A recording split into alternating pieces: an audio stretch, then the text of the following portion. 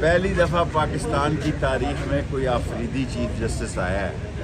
آفریدیوں نے سکھوں کو شکست دی تھی، برٹش کو دی تھی، پھر روس کو دی تھی، پھر امریکہ سمیت 42 ملک حلیف ملکوں کے ان کو بھی شکست دی تھی۔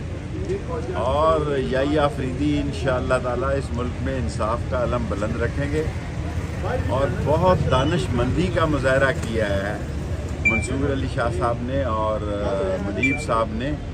یہ جو خواب دیکھ رہے تھے وہ سارے چکنا چور ہو گئے ہیں، اور مجھے پورا یقین ہے، ویسے میں نے 31 نومبر ڈیٹ دی ہوئی تھی، لیکن 1 مہینے کی گنجائش دیں، میری صحت ابھی ٹھیک نہیں ہو رہی، اور یہ 27ویں ترمیم کی باتیں کر رہے ہیں۔ مولانا فضل الرحمان 27ویں تاریخ کے خلاف کال دے گا۔ 2 ہی آدمیوں نے عزت بڑھائی ہے، ایک آئی کے نے اور ایک فضل الرحمان نے، باقی سب نے ستیہ ناش کیا، اپنی عزت پہ جھاڑو پھیرا ہے۔ اور جو کچھ اس وقت ہو رہا ہے قاضی فائق عیسیٰ سے مجھے کہنے کی ضرورت نہیں ہے، لیکن ایک بات ضرور کہنا چاہتا ہوں کہ آج کے دن پھر میں چیف آف آرمی اسٹاف سے درخواست کروں گا کہ جو بے گناہ لوگ ہیں، غریب ریڈی والا، کلفی والا، کھیر والا، ان سب کو معافی دیں۔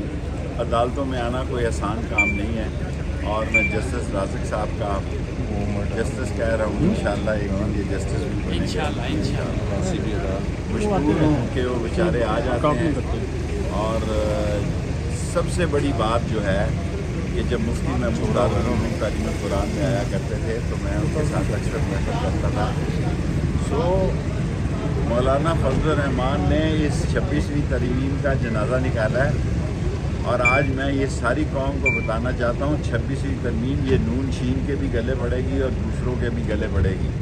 کچھ نہیں ملے گا انہیں، انشاءاللہ کچھ نہیں ملے گا۔ اور 27ویں ترمیم کے خواب دیکھنے چھوڑ دیں۔ 27ویں ترمیم پہ مولانا فضل الرحمان نے کال دی تو لگ پتہ جائے۔